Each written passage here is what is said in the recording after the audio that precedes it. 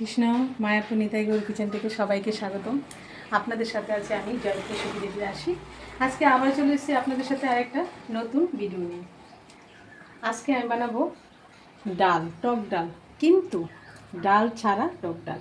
অনেক সময় দেখা যায় যে আমরা আসি কোথাও থেকে, হঠাৎ করে ডাল ফুটানো সিদ্ধ করার ঝামেলা, তখন আমরা ডাল করতে পারি না। তার জন্য আমি আজকে ডাল না ফুটিয়ে কীরকমভাবে ডাল করা যায় সেটাই আজকে শেয়ার করব। তাহলে চলুন দেখে নিই কীভাবে আমরা ডাল ছাড়া টক ডাল বানাবো। টক ডালের জন্য লাগছে আম, যেহেতু এখন আমের সিজন, আম আর লঙ্কা নিয়ে নিয়েছি। আর এখানে আমি একটা কড়াতে জল বসিয়ে দিয়েছি। জলটা প্রথম অবস্থা আমি একটু ফুটিয়ে নিচ্ছি, যেহেতু আমি ডাল রান্না করব। জলটা ফুটিয়ে নিচ্ছি।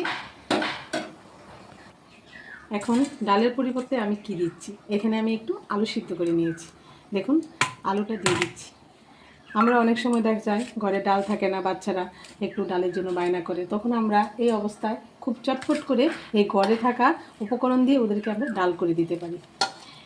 এখন আমি এই আলুগুলিকে ভালো করে হাত দিয়ে একটু ম্যাশ করে নিচ্ছি। আলুটা কিন্তু ভালো করে সিদ্ধ করতে হবে। দেখুন আলুটা গলে যাচ্ছে। দেখুন আমি হাত দিয়ে করেছি, তবু একটু দানা দানা থাকবে, তার জন্য আমি একটু এখানে জল দিয়ে দিচ্ছি। আর কেউ যাতে বুঝতেও না পারে, একটু যাতে আলুর দানা না থাকে, সেই জন্য আমি কি করছি, দেখুন আলুটাকে গুলে নিয়েছি। এখন আমি একটা জাজি নিয়েছি, এই যে এটা থেকে ছেঁকে আমি দিয়ে দিচ্ছি, তাহলে একটু আলু পড়বে না, আলু দানাটা পড়বে না। ভালোভাবে ফেলে দিচ্ছি। দেখুন আর একটু এই যে দানা দানা পড়ে আছে, আর দেবো না। এটা একটু পাতলার মধ্যে করব, যাতে করে না বুঝতে পারে। এখন আমি ভালোভাবে একটু মিশিয়ে নিচ্ছি। এই দেখুন ডাল হয়ে গেছে। এবার ডালের মধ্যে আমি দিয়ে দিচ্ছি এখানে এই যে কেটে রাখা আম আর কাঁচা লঙ্কা, আর এখানে স্বাদ মতো লবণ দিয়ে দিচ্ছি। এখানে অল্প পরিমাণে একটু হলুদ গুঁড়ো দিয়ে দিচ্ছি। এই যে মিশিয়ে দেখে নিতে হবে। এখন আমি ভালোভাবে এই ডালের সাথে আম লঙ্কা ভালোভাবে ফুটিয়ে নিচ্ছি। দেখুন ডালটা ফুটে এসছে, আর দেখুন ডালের মতো কিন্তু আস্তে আস্তে করে ফেনাও কাটছে, কেউ বুঝতে পারবে না এটা যে ডাল না। এই দেখুন, আর আমি একটু পাতলা করেছি, আপনারা চাইলে একটু ঘন করে নিতে পারেন। এই যে ভালো করে ফুটিয়ে নিয়েছি। দেখুন ডালটা ফুটে গেছে, আমটাও সিদ্ধ হয়ে গেছে। এখন আমি নামিয়ে দিচ্ছি। এই যে এবার আমি ডালটা ফোড়ন দেবো, তার জন্য একটা কড়াই বসিয়ে দিয়েছি। কড়াইটা গরম হয়ে গেছে। এখন আমি ফোড়নের জন্য নিয়েছি এখানে শুকনো লঙ্কা দিয়ে দিলাম, আর এখানে তেল দিয়ে দিচ্ছি।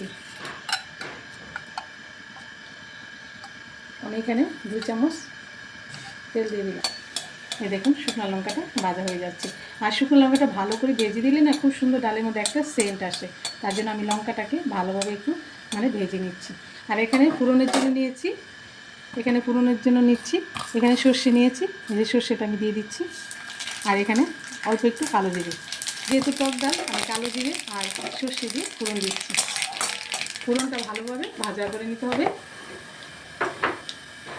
আমাদের এই ডাল ফোড়নের মশলাটা যদি ভালো ভাজা হয়, তাহলে ডালটা খুব টেস্ট হয়। এই দেখুন একদম সর্ষে কালো জিরে লঙ্কা খুব সুন্দর ভাজা হয়েছে। এখন আমি ডালটা দিয়ে দিচ্ছি।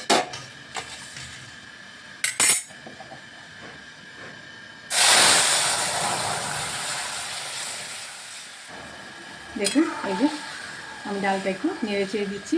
আর এখানে যেহেতু টক ডাল, আমি এখানে একটু মিষ্টি দেবো, কারণ জাল মিষ্টি টক হলেই টক ডালটা খুব সুন্দর হয়। এই আমের ডালটা আমি এখানে স্বাদ মতো চিনিও দিয়ে দিচ্ছি।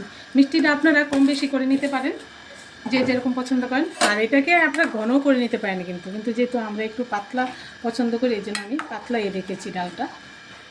দেখুন ডালটা একদম ফুটে গেছে। এবার যেহেতু পুরন হয়ে গেছে, ভালো করে ফুটেও গেছে, এখন আমি নামিয়ে দিচ্ছি। এই যে দেখুন কেউ বুঝতেই পারবে না এটা যে ডাল ছাড়া ডাল হয়েছে। এই যে এরকমভাবে আপনারা ডাল রান্না করে বাচ্চাদের দিতে পারেন, ভগবানকে ভোগ লাগিয়ে পাঁপড়ের সাথে হয়ে যাবে ডাল।